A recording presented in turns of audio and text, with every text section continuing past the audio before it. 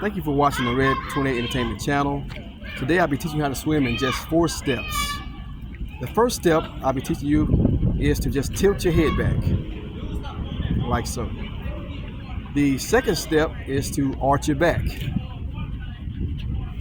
The third step is to kick your legs, trying not to bend them.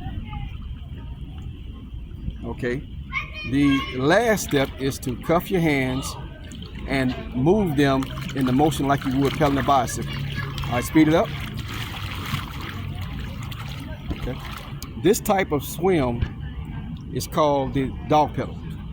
Now we'll be putting all the steps together and demonstrate the method in action.